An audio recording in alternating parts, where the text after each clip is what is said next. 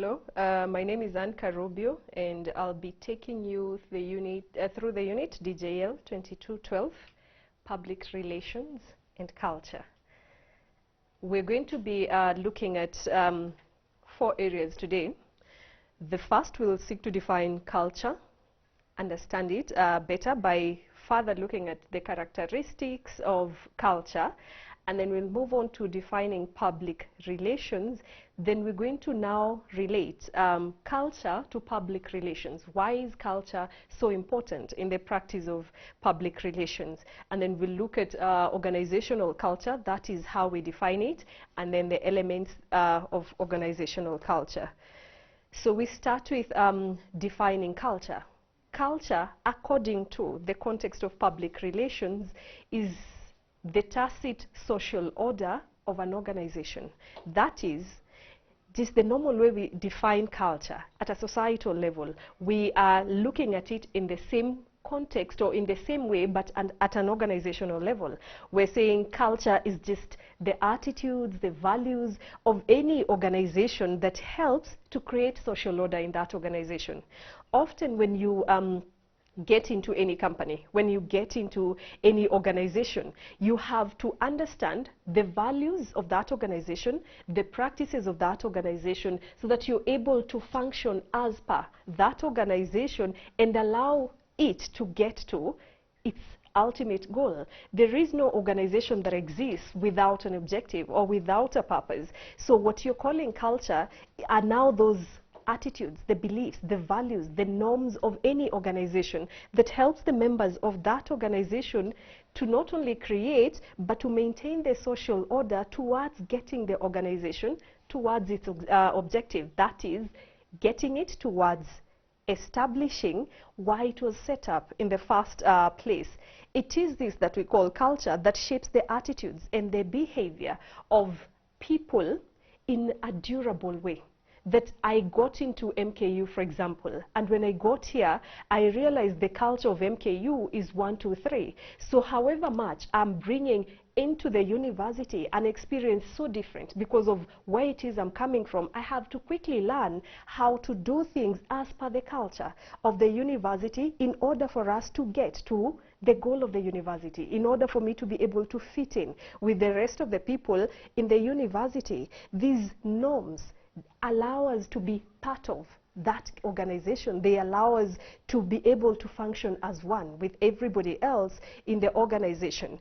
When we do not have a cultural perception of an organization, or when we do not understand what the culture of a certain organization is, often we don't understand what we are even expected to do in that organization. What am I supposed to be doing here? If I don't understand that, I don't understand what my objectives are, because I don't understand that of my organization. I don't understand how it is that I'm expected to do my job, and so on. So it is the culture of any organization, that's the values, the beliefs, the norms of any organization that helps to create social order in that organization. It's only able to function exactly as it does because people understand what that organization culturally is about.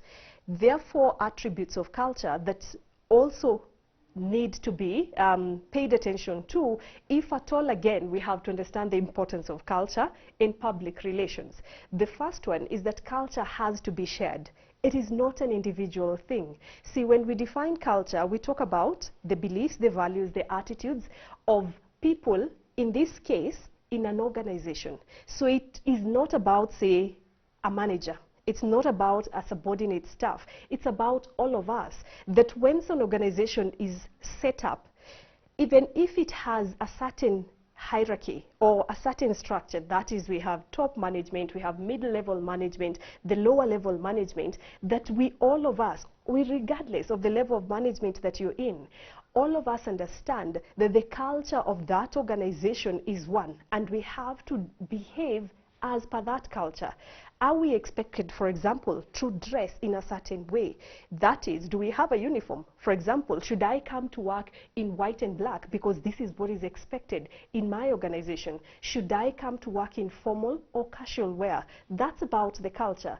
Doctors in most public hospitals or in Other cases, private hospitals will always have a white coat on.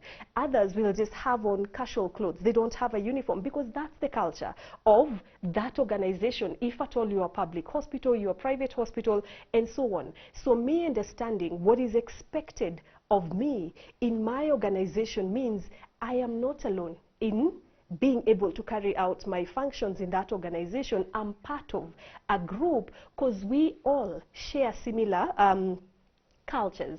We understand we're supposed to be in uniform. We understand we're always supposed to be on time. We understand we're supposed to serve our customers in a certain way. That's culture. So it has to be shared. Public organizations in Kenya, people tend to associate them with a lot of negativity, unfortunately, because somebody is going to tell you right from the person you find at the gate when you seek entry into a parastatal, for example, is somebody that is very arrogant. They don't offer maybe a lot of help. I'm walking into this organization, I'm not certain of where the manager's office is, and this is the person I need to see. So I'll ask the security guard at the gate, is so-and-so in their office, which floor can I find them in? I may not get much help, because what you learn through this or in this organization is there are no punishments, there are no consequences for not being polite, for not serving your customers in the right way. You go past the security guard, you get to a customer care attendant who doesn't even look up when you walk in. This person shares the same attitude, they share the same values and beliefs with the security guard. They've both not treated you in a polite or in a welcoming manner. They don't offer you much assistance. They don't look up and then they tell you simply, he's in the office, go to second floor. You get to the second floor, when you knock on the door, there's no come in, there's no response. And then when you walk into, say turn the knob, walk into the room, somebody just shouts, what do you want? That again is a manager who shares the same values with the customer care attendant, with the security guard at the gate. That is why we say culture is actually shared. It is not an individual phenomena. It's supposed to be a group phenomena. And it is why it is so important that for any organization you understand that not only one person, for example, the management, it's not only one person who understands what the culture of the organization is. It should be from that high-tech manager up there to the subordinate staff. All of them understand what is expected of them culturally in that organization. Should we be early? Should we be late? Should we treat our customers in this way or that way? When we all understand that, we present a uniform image to the society, which is why we will get to public relations, because we are calling the unit public relations and culture. And we're saying it's for any image to be created, for any perception to be created in the minds of your audience about your organization. It starts with the people working in that organization and the culture that they have. So let them share it, but of course in a positive way. Let there be a shared culture in that organization that reflects positively on their audience, on the audiences of your organization. The second attribute of culture is that it is pervasive, and this means culture should apply to all levels of the organization.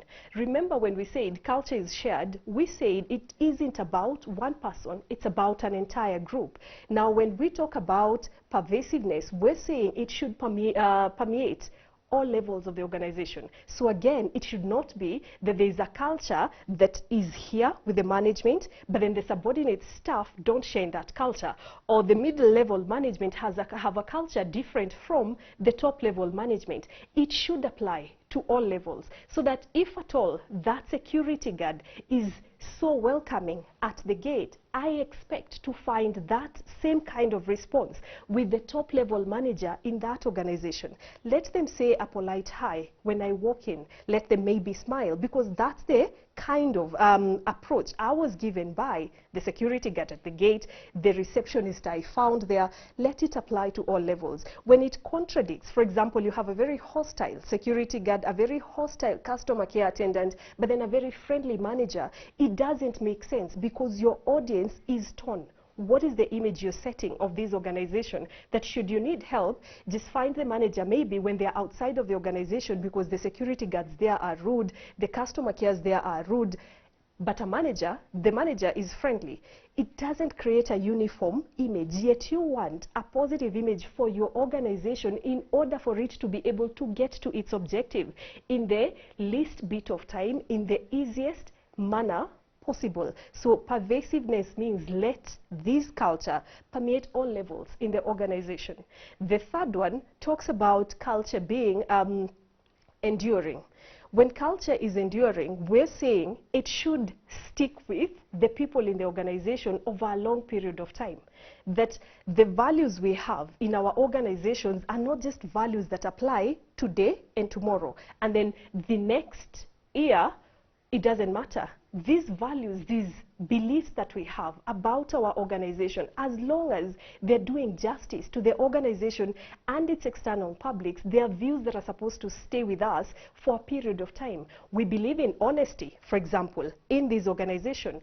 Does that honesty stand today, and can it stand even in 10 years to come, 20 years to come? Will somebody say, I was served in an honest manner when I went to that university? So every culture should be enduring. When cultures change a lot, which they do, but change in a way that doesn't maintain consistency, often there is the image being destroyed in the minds of the audiences. I don't know what to make of your organization, because today you are about this, but tomorrow you are about something else. So every culture needs to have certain values, certain beliefs that can withstand time. That if we are honest today, we are honest tomorrow, and for as long as our organization stands, honesty will be part of our culture. That's endurance. Then the fourth one, the fourth attribute is that culture should be implicit. That is, it should act as a kind of silent language. We don't need to keep being reminded that this is what the culture of our organization is about. Culture stands there to create social order, or is present in order to create and maintain social order. And it should be reflecting in how people behave, verbally and non-verbally. How do I conduct myself that shows I'm conforming to the attitudes or the values of my organization? Suppose this university, for example, tells us it's mandatory for you to have this kind of uniform when you come in as a lecturer, or as a cleaner, or as the top level management. You must wear these to work on a daily basis. I don't have to be reminded on a daily basis, you did not come to work dressed as you were told. But when I remind myself, every day I see every other lecturer in this kind of attire, it acts as a silent language to everybody else who is within and outside of the organization. So now people will associate the teaching staff with a certain kind of wear. So we don't have to even identify ourselves that I'm a lecturer, or I'm the top level management, or I'm the cleaner here. When you see me in white and black that looks exactly like this, that's a lecturer. The person that wears these colors, these are top level management. These are subordinate staff. It's a silent language. It is something that is implied rather than directly being taught to us. So every culture should act as a silent language. Why do we have some organizations regarded as hostile and some are friendly? When I get served by a person that treats me in a very polite, very helpful manner, they don't have to tell me I'm being helpful or I'm being polite. I can see that from myself by the non-verbals, by the verbals that they first approached me with. When I walked up to their desk, this person looked at me, smiled at me, issued a polite hi, asked me how they could be of assistance. By the time I leave their desk, I feel that was somebody who was truly helpful. So even if I'm telling somebody else about the experience at a later period, I'm telling them, MKU has very friendly and very good members of staff. See, none of them is standing somewhere to say we're friendly or we're very welcoming. I'm the one attesting to that as their audience. So the culture there is such that it is implied by the kind of behavior that people are depicting to especially their audiences. Now we're saying we want to understand this culture, especially in the context of public relations. So we have to look at how do we define PR. Public relations is the practice, or it's defined as the practice. Public relations is the practice of establishing and maintaining relationships between an organization and their publics. You're looking at an area or a department in an organization that is responsible for creating a certain image of an organization to especially their publics. And the publics of PR, in this case, are looked at in two ways. You have the internal publics, who most often will be the employees. And then you have the external publics, who are going to be, for example, suppliers, the audiences of your organization, just somebody whose activities on a daily basis, even though they have interest in your organization, do not literally affect the operations of your organization. You need them to have a good image of your organization if at all it is going to get to its objective. We said in the beginning, every organization has an objective, and when they create a culture, it has to be in conformance with the objective of that organization. And every person, be it the external and the internal public, need to understand the culture of that organization if they're quickly going to get the organization towards its objective.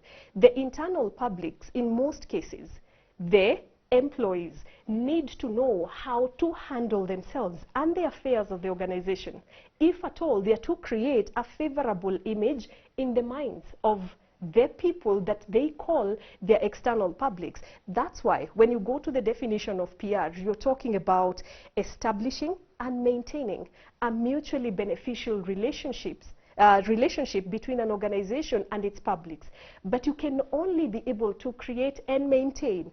And note, we are not saying creating and then leaving it at that. It's creating and maintaining a mutually beneficial relationship between an organization and its publics. You're only able to do that when you understand the culture of your organization and what is expected by the people who are looking at the organization. So yes, we talk about culture and public relations. We talk about public relations being about the image people have of your organization, by how well you're able to create and maintain a relationship between yourself as the organization and them as your publics. But how well, as a PR department, how well do you know the cultures of the external public apart from your own culture as an organization? How well do you know the cultures of the external public that you can actually be able to give them from your organization, especially what it is that they want from you? If you pick some of the most successful organizations in Kenya, in Africa, around the world, the PR team in that organization can attest to, not only do we know what our organization is about, including the objectives and culture, we also know the cultures of the people that we are serving in such a way that we are able to meet the expectations that they have of us and consequently create a positive image in their minds. So even as we're discussing culture and PR, please remember, it's not just about the culture of your organization that is important. It's also about the culture of the people outside there. After all, any organization exists not to serve itself, but to serve people out there. Regardless of what kind of organization you are, it's always about the people that you call your target audience. In the case of public relations, we call them your public, especially the external public. It's about them. How well do you understand them so that you're able to construct a proper image in their minds that will allow you to have a relationship with them? It's about mutually beneficial relationship. I benefit from this organization, but you as well benefit from me as a consumer. If an organization goes past looking at their external problems, we have a problem, because then they're not really able to address why they even exist. You cannot serve yourself. You exist to serve others, their needs, their services, their interests. If you cannot understand them, how then do you begin to have a way of looking at what their needs are or what their services are? So if you go to the definition of PR, we are looking at how do we establish and maintain a mutually beneficial relationship between an organization and its public. This means it's important that you understand the culture of the external public.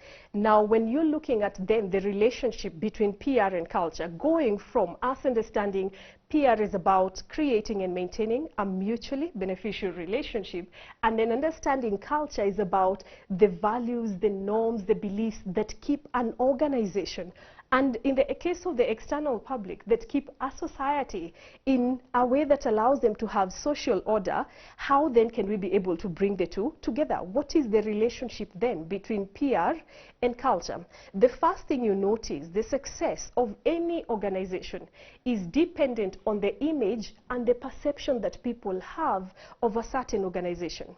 I always tell people to look at even individual PR, if we can call it that, the perception that you have of a certain person. At an individual level, we quickly decide based on somebody's character, based on somebody's attitude, whether we want a relationship with that person or not. I'll come into a room and then somebody is talking to me in a very hostile manner. Their character is not one I can be able to relate or identify with. I quickly tell myself, based on the image that this person is projecting to me, I'm not interested in being friends with them. I've quickly made up my mind as a result of the image that I'm constructing through what you're projecting as an individual. You never say hello to people. You always keep to yourself. You're always in a corner somewhere.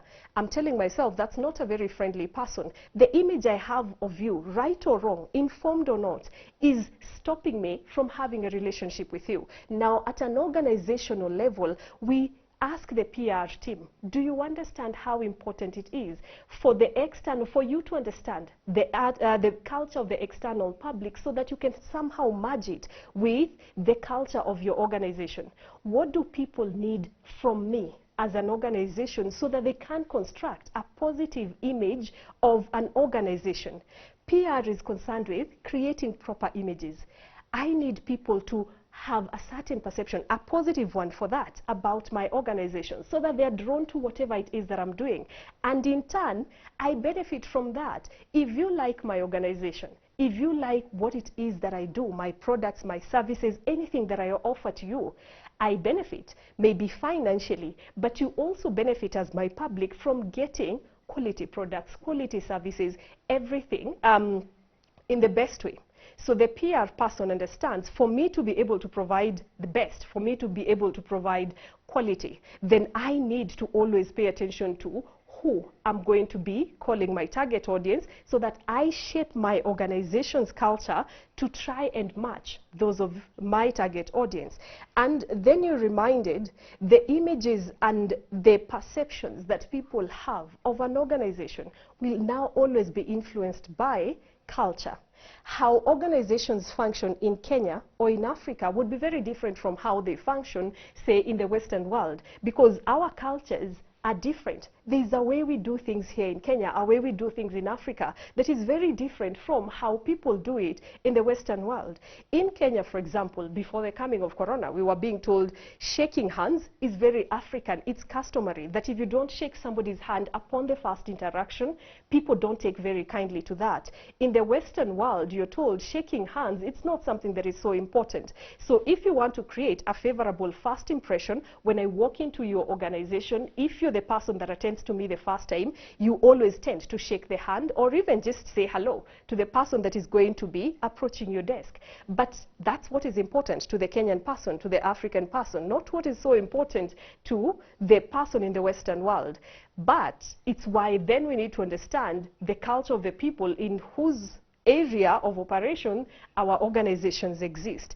Think of public hospitals in Kenya or public organizations. Why do we prefer the private, if at all we can afford them? Why do we prefer private organizations to public organizations?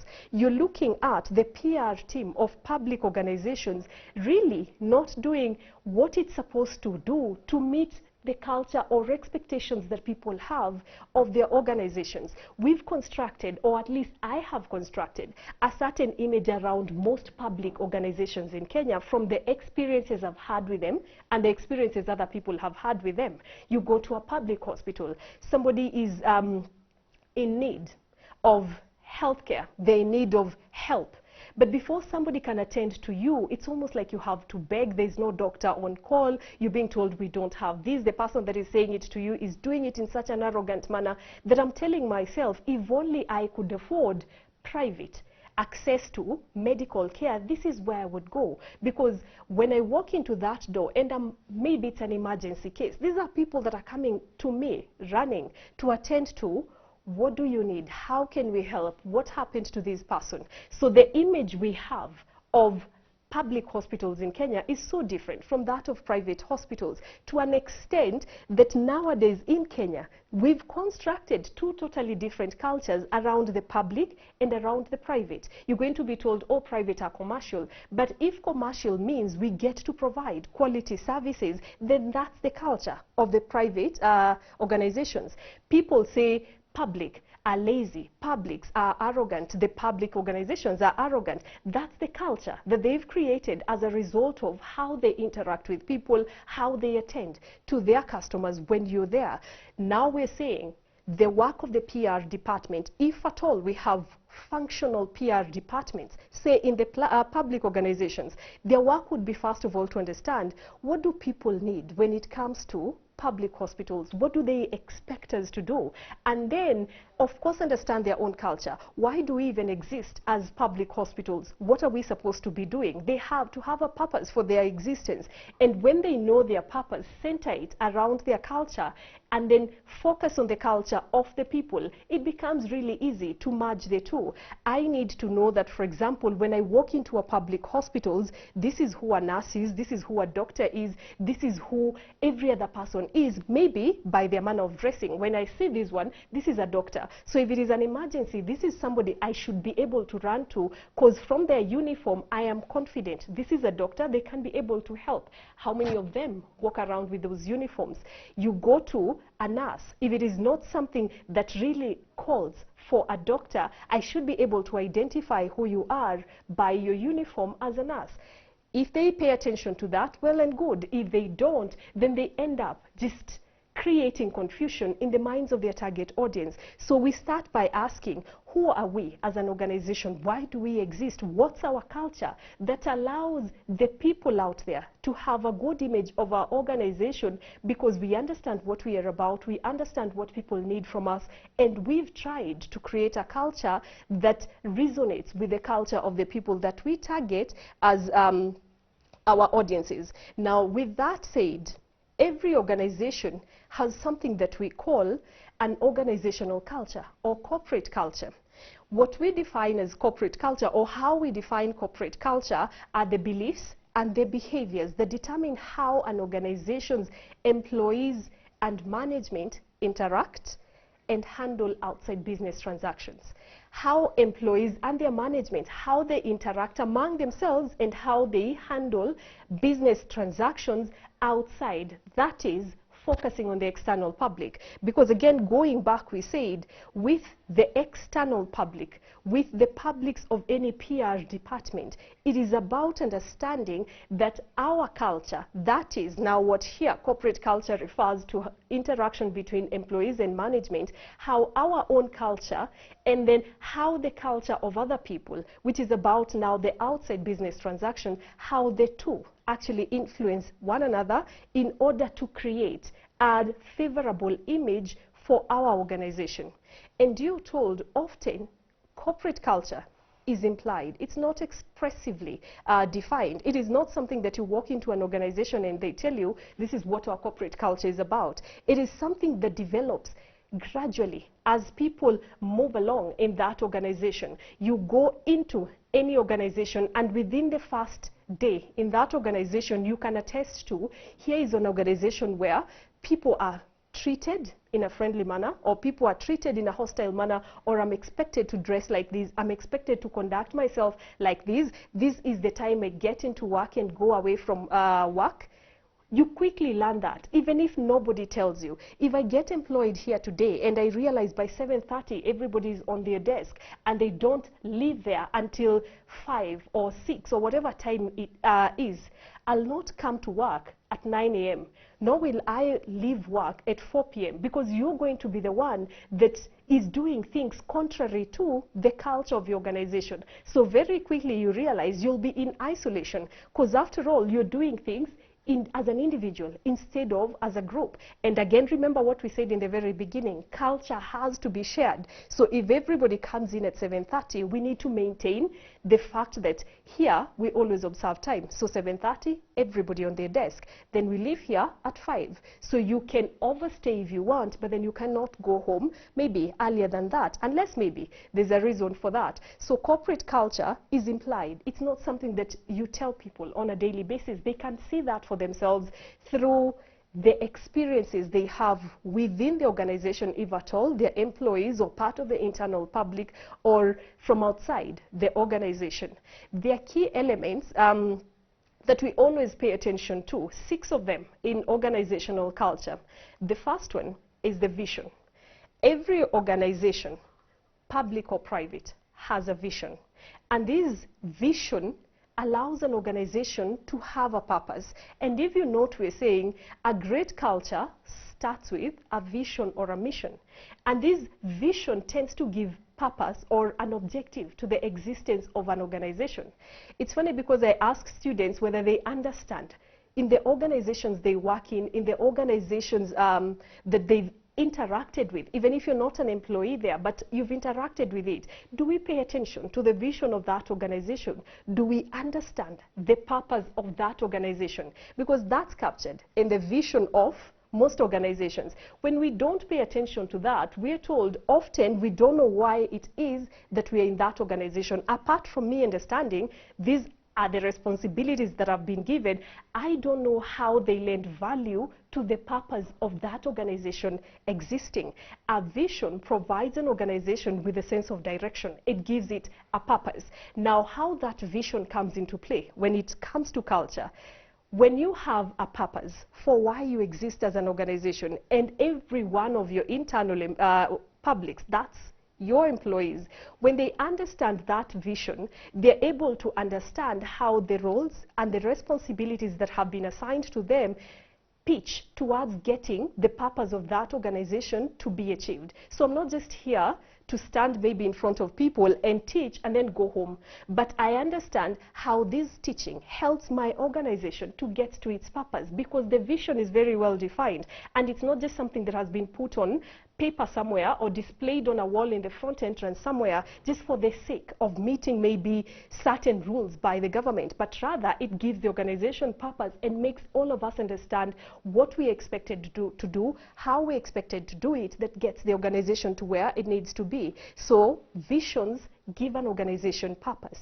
and in turn it allows the internal publics to understand how their roles and responsibility help in achieving the purpose of that that organization. The second thing, or the second element in organizational culture is what we call values. Now, with the values, we talk about vision giving an organization purpose. Now, with the values, you're told they give an organization the guidelines or the behavior that is needed to achieve a vision. If my vision is this, and this is the purpose that of the existence of my organization, or the objective of the existence of my organization, what values are helping me to implement that vision? For example, do I need hard work? Do I need honesty? Do I need punctuality? These are values, and often they'll be presented as single words. Honesty, hard work, timeliness, these. When you go to any organization, those are going to be very well displayed. Now, we'll ask you, as a member of the PR department, do you make people to understand the guidelines of your organization that help to achieve the vision of that organization? Vision gives us a purpose. Values give us a guideline. They spell out how we're supposed to do our work in order for us to be able to achieve the purpose of the existence of an organization. Think about it in terms of these. When you're a student and you have a vision, that is, I need to get my degree within 2 years, 3 years, whatever time is needed, you know, for you to be able to do that, there are certain values you have to put in place for you to get that done in 2 years. And not only get it done in the best possible way. I'll graduate with a first class, or at the very least, a second, upper. Now, what do I need in order for that to be possible? I need to attend all my classes and be there on time. So punctuality, hard work, respect, all of these, those are values. Without them, this goal that you've set for yourself, this purpose of let me get my degree in 2 years is going to be impossible, because I don't know what and how I'm supposed to do in order for me to be able to achieve the purpose that I've set for myself. Then number 3, the third element would be practices. Now, the practices are the actual things that we do. You're told a vision and a value are very good. These two are really good, but they're just theory. Practices are now what we really do in order to achieve that vision, those values. So if I say hard work, can I attest or other people attest to that hard work being seen? For example, can they really tell this person is really hardworking because they get up on time, they always attend to their assignments on time, they're always doing this? Can people really see the hard work? That's a practice. You're told values and visions are useless unless we can be able to put them into practice. That is, unless we can be able to implement them. So for every organization, their culture needs to be one that is informed by a vision. That is, let your organization have a clear purpose, then let it have values. How do we achieve that purpose? And then practices. Now, do exactly what your values say you're supposed to do in order for you to meet the vision that you have set for yourself. And remember, even as we're looking at the elements, at the end of the day, it's about creating an image, a favorable image out there that will allow your public to have a relationship with your organization. So when you practice what you say are your values, you are a step ahead in creating that image that you want to call favorable in the minds of your audience. The number 4, people. You had a purpose. You had a guideline towards achieving a purpose. Then you actually did what you said you would do in order for you to have that purpose achieved. 4th point reminds you those practices cannot be able to implement themselves. They need people. And this is where we come in with our internal publics. We need people to be able to implement the values, to be able to practice those values. And you're told the people are actually the core of any organization. And when people are determined to bring an organization down or to really work towards getting it where it needs to be, it's very easy to do that. It takes people to destroy an organization. It takes the same people to get an organization to the very heights. Assuming today we decide, yes, we know what the values are, we know what the vision is, yes, I know I'm supposed to be practicing them, but I'm not going to do it, then everything that would have been done in the past, that's the vision laid out, the values spelled out, are useless. So it takes me and that other person to get those values implemented, to get that vision achieved in any case, in order for us to get our organization to where it needs to be. That's the 4th point, the people, that's us. The number 5 is what we call the narrative. You're told every organization is based on a story. Just like an individual behaves the way they do because of the story that they bring with them to who they are today, that's the same with an organization. When we decide to create or to set up an organization, there has to be a story behind it. There has to be a reason for that. And that story, what we are calling our narrative, informs the culture of that organization. If you look at businesses in Kenya, public or private, and ask why were they even set up in the first place, you would understand why an organization exists and probably why it behaves differently from that of its competitor. We are a university here, but even if we're saying we offer higher education, we don't do it similar to every other private university in Kenya, because the narrative of Mount Kenya University is very different from the narrative of DStv. It's very different from that of any other private university out there. So our culture is such that our story defines our practices, where we come from, our experience, why we even exist as MKU is so different from that of any other private university. Now, when I come in here and I'm an internal public, I need to understand understand what is the narrative of MKU, for me to know how it is that I'm supposed to fit in this university in order for me to get its vision achieved. But when we come in with an experience from a different environment and we expect it's going to function the same as in the new organization, often it doesn't work, because the narrative you're bringing with you is quite different from the narrative of another organization. So think about it, like I said, even at an individual level. Why people behave the way they do and how people behave is as a result of the experiences that they bring with them, the story behind how they were raised, who raised them. It explains who they are. It's why we don't try to compare two people, because you are who you are because of the way you were raised, by who raised you, and I am who I am because of how I was raised. But at an organizational level, now you need to know that narrative. How can we present it in such a way that it creates a favorable image to our publics? Because we will keep emphasizing, it's not about you.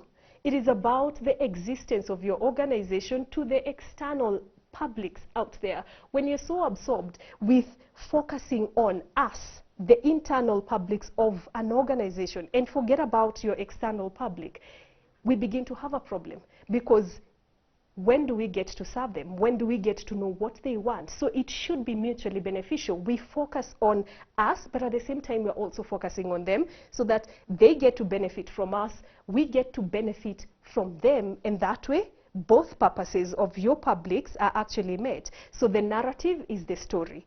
Now, the sixth point looks at the place. Where have you been set up, and why do you exist where you exist? We're told, even when you go to any city or any country, there's a reason for why an organization has been set up where it has been set up. It's not random. For example, if I decide to set up a shop today, depending on what I'm selling, I'll first do a market research. Do we need a supermarket here? Do we need a butchery here? Or do we need this kind of business here? So the physical location, that's the place, matters, because maybe where I want to set up my shop, already there's a flood of shops there that are offering products or services similar to that, and we don't have enough customers for me to want to set up a similar organization or a similar shop there. So now I'm thinking, when people see me setting up the shop, stocking it on similar products with this similar to 10 of my competitors right there, they're thinking, what's wrong with you? Don't you see we already have enough shops and maybe very few customers? So you think of the place. Where have you been set up geographically, and does it match maybe the culture of the people there and the culture of what your organization is? You want to tell us that you offer affordable services, but then you set up an organization that is this huge, intimidating mall in the middle of a town that is not so big, that is not so urban. We're intimidated by your organization, not because you don't have the right people, not because you don't have the right vision, but because your organization, that building, the way it looks, is in the wrong place.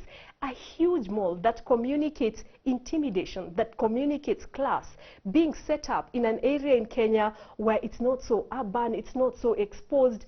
I'm even afraid to go in there and see how much it costs to buy a product there. The image already I have as a result of the building I'm looking at is, it's too classy for me, it's too pricey to buy any product there. But if you had set it up in a place where it's urban, people are accustomed to this, probably the first time you opened your doors, people would want to come in and find out, what are you selling? How are you selling it? Who's serving us? Because it's normal for them to be looking at such a building. Now, for that PR person, this becomes your responsibility. Do you understand the place of your organization? Why should you exist where you exist? You're given stories in you hear of stories in Kenya where everybody who wanted to have a very formal organization thought of setting it up in Nairobi. So every other university, Nairobi. Every other NGO, go to Nairobi. Most often, organizations, their central point or their headquarters would be in Nairobi. But you do not have to do it in a similar way if at all you know the culture of the people will be in such a way that they will allow you, or they will allow your organization to be perceived in a positive way and still have your mission accomplished. I need to demystify private education in Kenya, because growing up, I always thought private universities are very expensive. But then here comes a university that wants to tell us, we offer you quality education, but then at an affordable rate.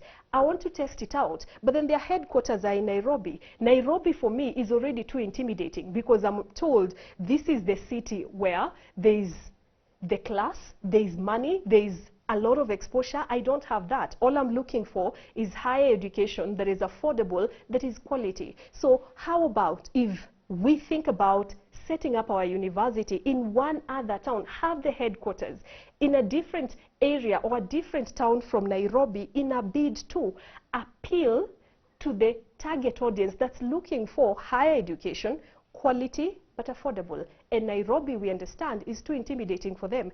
See, for me to get it as such, as a PR person, it allows the people out there to have a good image of this organization. It matches my image, or the image I'm trying to build of my university then will be in line with the culture of these people who grow up intimidated by all they see and hear about Nairobi, who grow up thinking, why just Nairobi? Why can't we have quality, but not necessarily in Nairobi? I understand that is what my audience wants, and I give it to them, but still maintain what the culture of my organization is about. I'll give you quality, I'll give you affordable, and I don't have to go to Nairobi for me to be able to do that. So note the place, that is where you set up, should be in line, or it should associate, it should resonate with the cultures of your organization and the culture of your target audience. So place matters as much as the narrative matters. And remember, we said the narrative is the story. So collectively, these 6 create what we call the organizational culture. But I will remind you that we've said culture is not just about your organization. It has to be two-way, because at the end of the day, we're looking at an organization that is about the people. So when you think about your people, you're thinking about, how do I create a culture good enough for my organization, but then how do I also understand the culture of the people I'm looking to serve, and collectively bring them together, so that at the end of the day, I have an image favorable to my organization. So in conclusion, we'll say that factors that influence culture within an organization are the same factors that are going to need to be looked at when you're looking at your external audiences. If I need an employee to understand my organization is about hard work and obedience and good serving of my customers, what am I telling the people out there as I'm serving them? What image am I creating in their minds when they're coming in? So they're coming in with the attitude of, this is a friendly organization, this is an affordable organization, this is where we get all the help that we want, because that's what they needed and that's what we gave to them, through making sure that people inside of the organization understand our culture, but also through making sure we understood the culture of the people and what they wanted and presented it to them.